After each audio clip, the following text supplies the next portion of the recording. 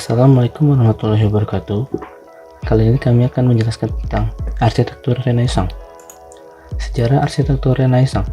Pengaruh Renaissance berkembang sejak awal abad ke-14 di Florence, Italia, yang kemudian meluas ke Prancis, Jerman, Inggris, Spanyol, Portugal, dan juga ke negara jajahan Eropa, Amerika, Asia, dan Afrika. Renaissance berawal dari karya kesusastraan berpedoman pada karya Petrarch, Boccaccio, dan Dante. Kemudian diikuti oleh seni pahat dan seni lukis dengan beberapa senimannya yaitu Nicola Pisano, Cimabue, dan Giotto. Kemudian yang terakhir adalah perkembangan seni arsitekturnya. Filippo Brunelleschi adalah arsitek Renaissance pertama, berawal dari pengrajin emas, pemahat, dan juga mendalami matematika, serta membuat gambar kerja dari pembangunan Romawi kuno di Roma. Karya pertamanya bergaya Tuscan dan Romanesque. Desain selanjutnya menunjukkan pendekatan ke New-Classical, seperti kecenderungan kesimetrisan, proporsional, dan penerapan arcade dan kolom-kolom pendukung serta bentuk setengah lingkaran, merupakan ciri gaya arsitektur bangunan masa Renaissance. Sedangkan Alberti dengan Palazzo Ruscellianya yang memiliki paket dengan order bentuk-bentuk pilar dan garis horizontal pada bidang datar yang luas, pola ini menjadi populer di masa mendatang. Mereka berdua merupakan tokoh yang utama dalam pendirian arsitektur Renaissance. Falsafah Renaissance. Definisi Renaissance menurut Merriam-Webster's Dictionary adalah the revival of classical influences in the art and medieval and the beginning of modern science in Europe in 14th to 17th centuries. Also movement of creator of videos, artistic and intellectual activity. Masa Renaissance atau masa pencerahan muncul setelah melalui masa abad pertengahan atau masa medieval Middle Age yang bisa disebut dengan masa kegelapan. Disebut demikian karena pada masa itu pengaruh gereja Katolik sangat besar, di mana orang-orang yang tidak berpegang pada dogma-dogma gereja dianggap sesat dan disingkirkan. Contohnya, ilmuwan astronom Galileo Galilei yang diadili gereja karena percaya matahari sebagai pusat tata surya. Hal ini mengakibatkan kurangnya pemikiran-pemikiran baru, khususnya dalam dunia arsitektur, yang menjadikan karya-karya arsitektur berhenti atau hanya mengolah elemen-elemen detail yang bersifat dekoratif, seperti arsitektur rokoko. Faktor yang sangat mempengaruhi lahirnya masa Renaissance atau masa pencerahan adalah adanya konsep-konsep dan pemikiran baru dalam cara pandang manusia dalam kehidupannya, yaitu dengan cara penghargaan terhadap akal manusia. Masa Renaissance merupakan kelahiran kembali arsitektur klasik yang didasari oleh arsitektur klasik Yunani dengan pengaruh arsitektur klasik Romawi. Sejarah singkatnya, orang Yunani telah secara mendalam membahas cara hidup enak di dunia. Untuk mendapatkan hidup enak, perlu ada aturan. Aturan dibuat untuk mengatur umat manusia dan alam. Teori dan konstruksi pada masa Renaissance.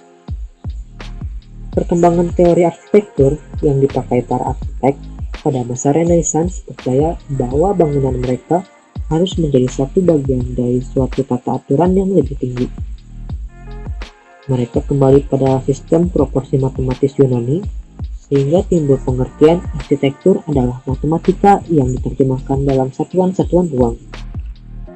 Pengembangan teori-teori Renaissance banyak mengacu pada falsafah yang dibuat oleh Plato, Pythagoras, dan Aristoteles. Teori Plato melihat bahwa keindahan alami muncul melalui adanya garis, lingkaran, dan permukaan yang menghasilkan bentuk dan volume geometris yang absolut. Teori Pythagoras merupakan dasar pengembangan rasio perbandingan yang membentuk dasar bagi proporsi-proporsi arsitektural dengan mencoba perhitungan matematis untuk membentuk suatu yang estetis. Teori dan konstruksi Renaissance. Teori Aristoteles mengungkapkan teori ruang sebagai tempat dan terbatasnya kosmos yang kemudian berkembang sampai dengan timbulnya konsep ruang Cartesian. Teori ini menyatakan bahwa panjang, lebar, dan ketebalan membentuk wujud keteraturan geometris seperti grid 2 atau 3 dimensi. Gabungan dari beberapa teori terdahulu dengan teori Vitruvius menghasilkan teori proporsi pada Renaissance yang mengutamakan keharmonisan. Contohnya seperti perencanaan kota dan istana di Piazza Urbino dan Florence. Konsepnya mengimbangi blok-blok massa berdinding masif dengan unsur-unsur horizontal dan deretan kolom dengan irama tertentu yang diberi sentuhan akhir pada kaki dan kepala kolom tersebut. Bangunannya itu kayak di Gaudini Palace, Florence, dan Grimaldi Palace, Venice. Selanjutnya yaitu ciri-ciri dan langgam. Pada umumnya, arsitektur bangunan masa Renaissance memiliki fungsi keagamaan seperti gereja dan kapel, bangunan-bangunan istana, pos pemerintahan, dan rumah-rumah kediaman pendeta atau saudagar yang merupakan anggota masyarakat yang terhormat. Teori yang menonjol pada bangunan tersebut yaitu penerapan konsepnya simetri yang kuat pada tampak dan ruang dalam bangunan. Mayoritas pemakaian bahan bangunan atau material dari marmer pada interior dan warna bangunan yang cenderung monokrom atau satu warna. Bangunan kaya akan elemen dekoratif baik pada interior maupun eksterior bangunan. Elemen dekoratif tersebut umumnya berupa ukiran, relief, serta lukisan-lukisan. Tema elemen dekoratif tersebut umumnya melambangkan karakter-karakter atau penginterpretasian alam dan sosok manusia, flora, fauna, serta pemandangan alam. Pada ruang dalam, bagian dinding dan langit-langit umumnya dilapisi ukiran, yang objeknya seputar flora, sosok dan perilaku dari fauna dan manusia, topeng-topeng, perahu, maupun perisai. Penggunaan patung yang dipadukan dengan detail arsitektural, baik pada interior maupun eksterior. Pada fasad bangunan, terdapat deretan kolom-kolom dengan kepala diisi elemen dekoratif bermotif flora, susunan order yang berupa Doric, Ionic, maupun Corinthian. Penerapan garis-garis horizontal dan elemen-elemen gusur pada bidang datar, atap baik atap perisai maupun datar dilengkap dengan hiasan. Sekarang saya akan membahas mengenai budaya pada masa Renaissance.